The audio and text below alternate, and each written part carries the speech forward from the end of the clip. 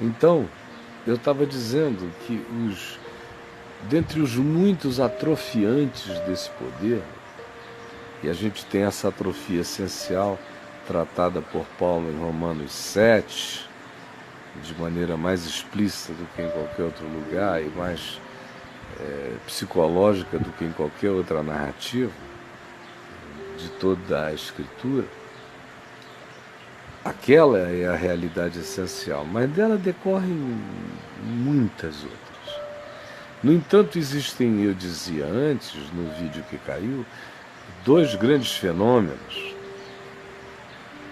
que são reputados pela escatologia do Novo Testamento, pela arquetipia, pelo modelo de interpretação histórico-escatológica oferecido no Apocalipse, que nos são apresentados como os grandes condicionantes fenomenológicos e coletivos da humanidade.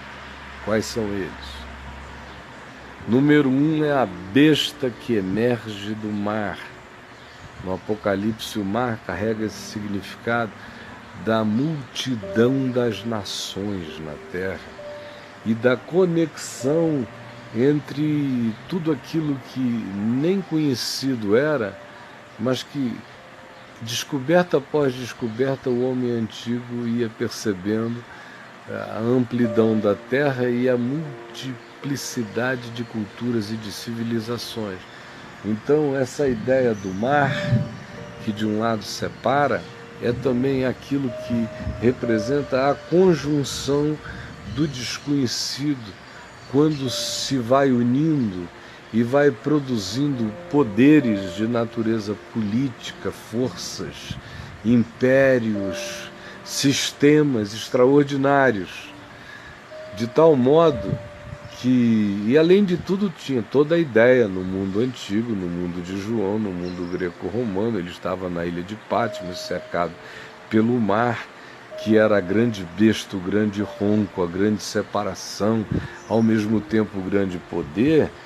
O imaginário ficou fértil disso. E a besta política, descrita por João no Apocalipse, é essa coisa que emerge como um Poseidon perverso do mar, com as forças das nações. Mas ele precisa da religião. Ele precisa das religiões. Todo poder político precisa da bênção da religião. Porque com a religião vem o poder da ideologização de Deus e da divinização da força política. Então é inconcebível poder político sem o conluio religioso. É impossível. Até a antiga União Soviética, que tentou acabar com o lado religioso da manifestação do poder na sociedade e no Estado, não conseguiu ficar sem religião, porque o próprio Partido Comunista virou a religião. Está plantado no modelo perverso da nossa queda, do nosso entupimento, da nossa derrocada pessoal. Está lá plantado. São arquétipos do nosso inconsciente, são universais. Isso você acompanhe, estude história, antropologia, venha desde onde você queira, desde as tribos e civilizações mais primeiras. Você vai ver que o cacique e o pajé, que o rei e o mago, o bruxo, o feiticeiro, o sacerdote ou o sumo sacerdote, sempre andaram juntos, que o palácio e o templo sempre fizeram parte da retroalimentação de qualquer sistema, dos mais simples aos mais complexos. Você veja que um Donald Trump não conseguiria ter sido eleito sem a bênção dos religiosos, dos evangélicos, dos pentecostais e neopentecostais americanos, não conseguiria. Você vê isso no mundo inteiro, mesmo nas sociedades mais secularizadas, como aquelas que a gente encontra na Europa, onde o papel religioso já não é mais o da influência no voto.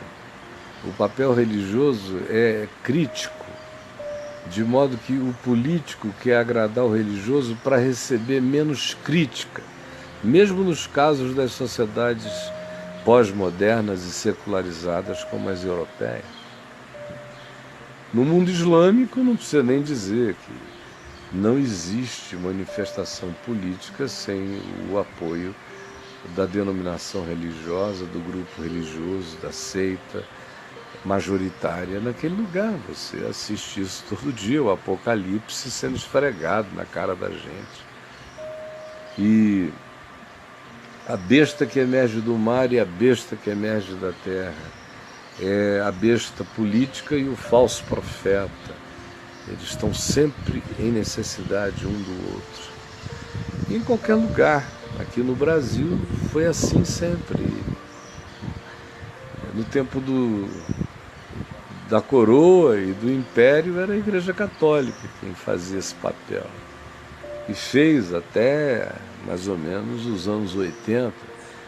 Aliás, nos anos 60 ela fez um papel importante de natureza política, abençoando uma outra tendência, que foi quando ela se tornou progressista no Brasil, e a CNBB, a maior parte dos bispos dela eram no mínimo simpatizantes da teologia da libertação, e tinham nos irmãos Leonardo e Clodovis Boff os ícones e os produtores daquele pensamento, e faziam oposição ao regime militar, mas era a besta que emerge da terra abençoando os poderes que emergiam do campo de reação, ou da universidade, ou dos livres pensadores, ou apontando a direção prioritária da sociedade, que seriam os pobres. Mas é impossível fugir desse papel, seja com P maiúsculo, quando você está falando não em nome de um partido, mas em nome de uma ideia. Isso assusta a besta que emerge do mar, a besta política, porque se for contra o pensamento dela, isso vira uma profecia contra ela. E se for em favor do pensamento dela, isso precisa ser cooptado para que esse potencial seja absolutamente usado. Agora, no meio disso tudo tem os interesses de natureza de ocupação de espaço, tudo é poder. A besta que emerge do mar quer poder, e o falso profeta quer ter o poder e a vaidade e o orgulho de dizer que sem ele a besta poderosa que emerge do mar não seria o que é, porque ele valida, ele chancela em nome da divindade, em nome do Deus, esse poder dessa besta que emerge do mar. Aqui no Brasil a gente está assistindo esse fenômeno todo dia, que vocês não enxergam assim. Não tem nem visão a maioria para entender o sequer o que eu estou dizendo aqui. Tem gente que pensa que eu falo grego, mas eu estou sendo mais básico do que a basicalidade, menos do que isso, só no antigo Mobral. Então, aqui é assim também. Por isso, não estranhe de que o que vocês veem à volta é a procura, é a religião procurando quem é a melhor besta para ela ungir. A melhor, qual que atenderia melhor os seus anseios políticos, econômicos, morais, sociais. Então, a besta que emerge da terra, os falsos profetas, estão em fase de escolha de qual besta que emerge do mar, eles vão apoiar. E as bestas que emergem do mar não querem brigar, claro, com os falsos profetas, nem com a besta que emerge da terra, porque não é um bom negócio. Essas bestas votam e controlam o voto de muita gente. Então, não se trata de querer bênção espiritual, não tem nada espiritual rolando aí. Tudo é, em primeiro lugar, dinheiro, poder, influência, importância, significado de aparelhamento com pessoas ligadas a esses falsos profetas dentro do sistema, para eles terem controle e para eles crescerem em poder. O argumento dado a você é que é de outra natureza. Eles dizem que isso é para salvar o Brasil do comunismo, salvar o Brasil dos gays, salvar o Brasil das ideologias de gênero. E aí crente fica louco com essa história, né? Porque ele acha que se ele não se unir a isso, o filho dele vai virar gay, o menino dele vai querer cortar o pinto e botar uma pepeca lá, e enfim, porque foi isso que esses governos anteriores fizeram. Eu estou dizendo que crente é neurótico e ignorante, mas eu estou dizendo, quero que você ouça bem isso, que esse último governo, esses últimos 13, 14 anos do governo do PT foram trágicos nesse sentido, de querer invadir, fazer cartilhinha para ensinar como é que você pode ser um bom transgênero, dando aulinha de ideologia de gênero. Olha, eu vi as cartilhas patéticas, horrorosas, e eu sou tudo menos paranoico e neurótico, mas achei de uma invasividade horrível. Agora, como é que a gente combate isso? A gente já tirou o fomento principal dessa ideia, agora é não permitir que isso se transforme mais em política de educação de governo, que sejam dadas as informações pertinentes à situação, mas cada pessoa, dependendo da idade, e cada família, dependendo das pessoas, vão decidir isso entre eles. Cumpre ao Estado estabelecer a civilidade do processo, não fazer interferências e muito menos induções ou apologias de qualquer natureza. Então, esse tipo de ação que o governo do PT fez nessa área gerou esse extremismo que hoje a gente assiste entre os evangélicos, esse pânico. Tudo é ideologia de gênero, tudo é medo de que você perca o poder sobre a decisão dentro da sua própria casa, essa coisa toda. E não foi só aqui, no mundo inteiro, as esquerdas idiotizadas que tinham perdido todo o discurso, tinham perdido até o afã, a paixão social, se dedicaram a essa discussão de ideologia de gênero, ao politicamente correto, a esse tipo de coisas que, em geral, geram nas sociedades conservadoras um pânico extraordinário. E qual é a tendência, então? A tendência é que um pânico extraordinário produza um político bolsonário. É isso. Pânico produz o oposto. Um polo gera o outro. Equivalente. Isso é uma questão física. E é também sociopolítica, é psíquica, enfim, está presente em tudo. Então, uma coisa gera outra.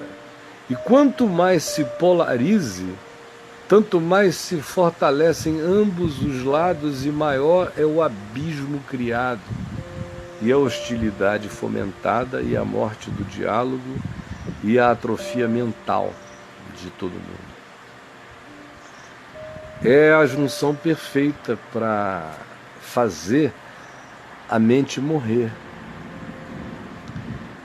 O dogma político, ideológico, muitos de vocês estão possessos disso, desses espíritos, desses demônios ideológicos.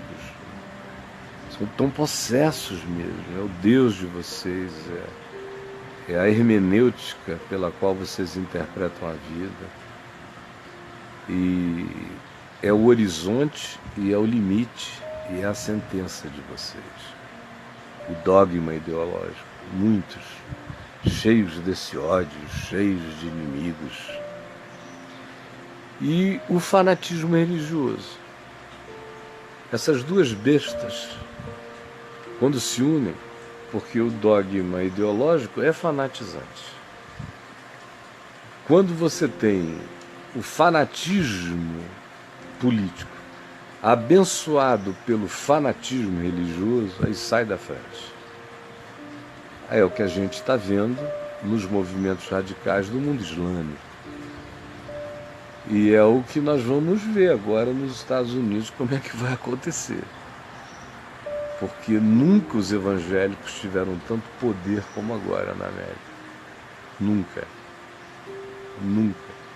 E é o poder mais conservador, mais reacionário, mais obscurantista, mais ignorante, mais oportunista, mais charlatão que a América já viu. Eu conheço aquela moçada inteira que está ali. Aliás, está aqui.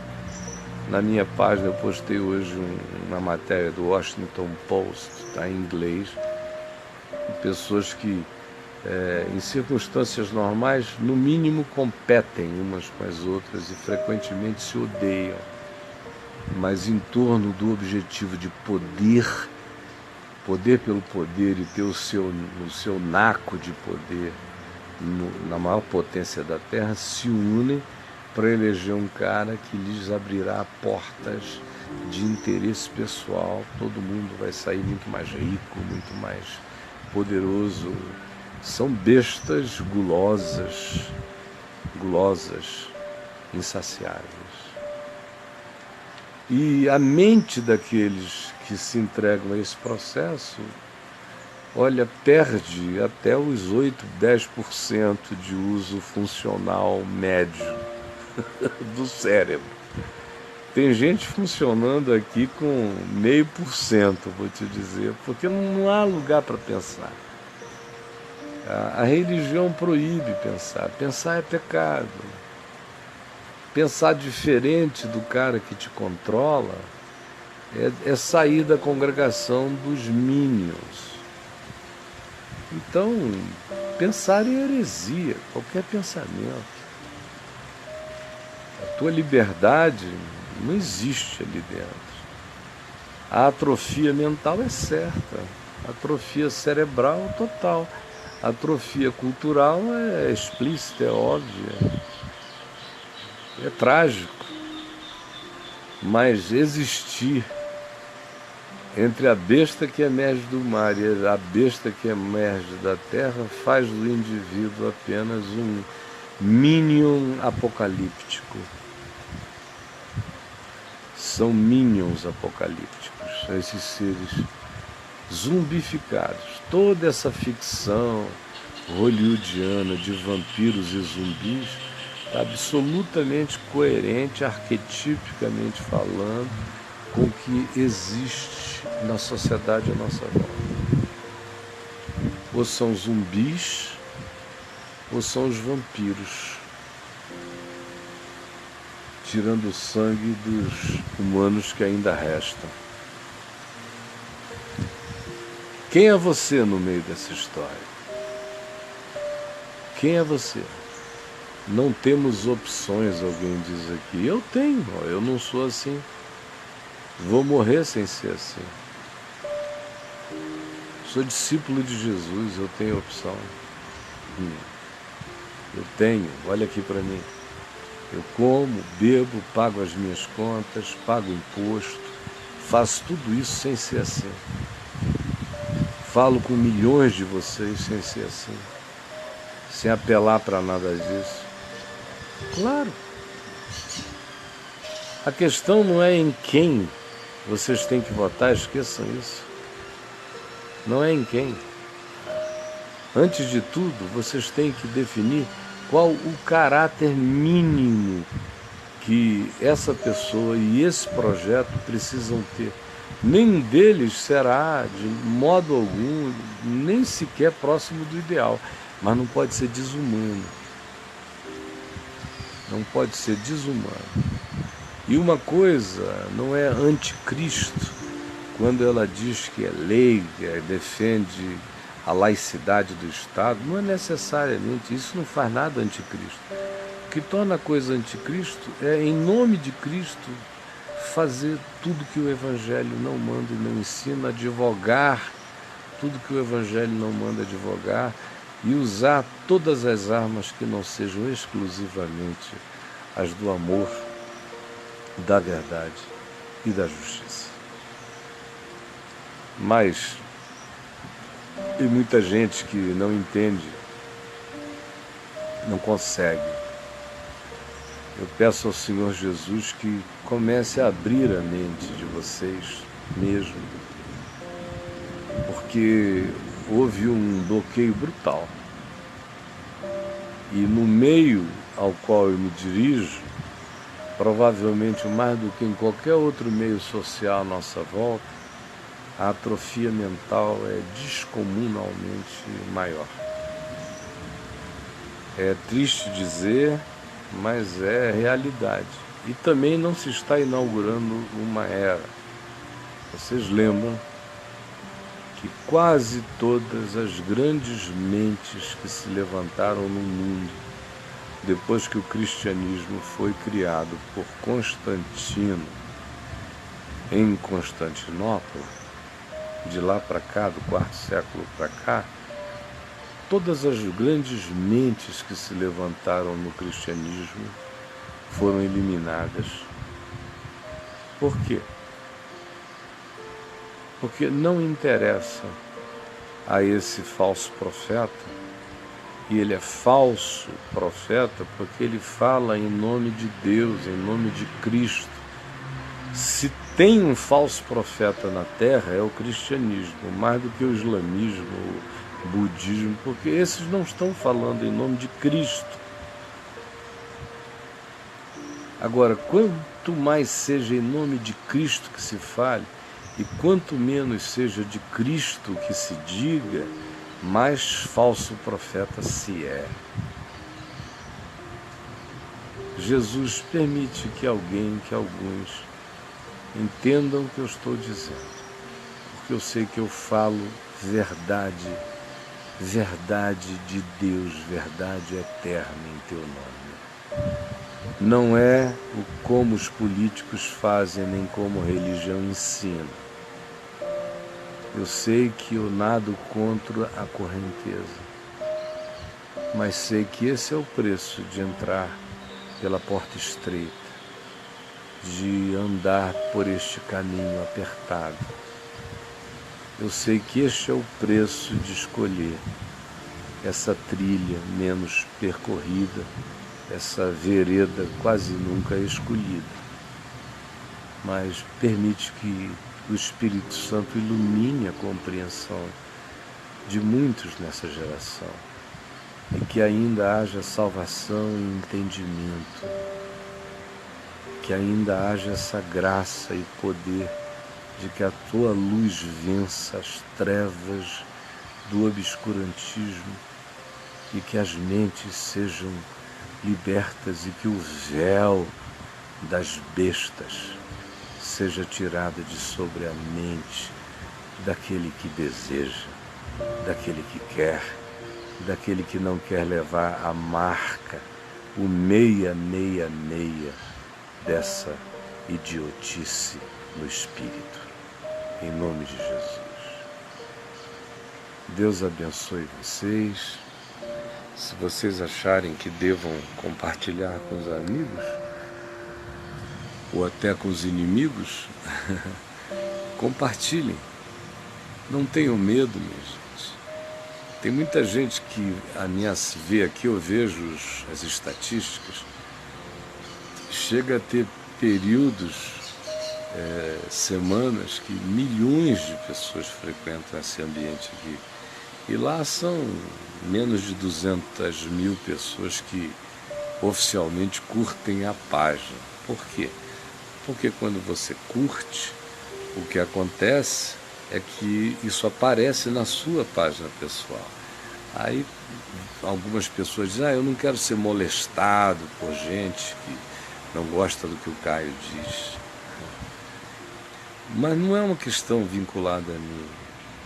A certeza é tão esmagadora que eu ouso dizer o seguinte: não é o que o Caio diz, eu sei o que Cristo fala por mim. Vá lá e deixe esse medo de lado, vire gente, encare, escolha, meta a cara, meta o dedo lá no meu mural, curta mesmo e deixe que isso reflita no seu. Vivas com as consequências de se tornar uma pessoa da pessoa.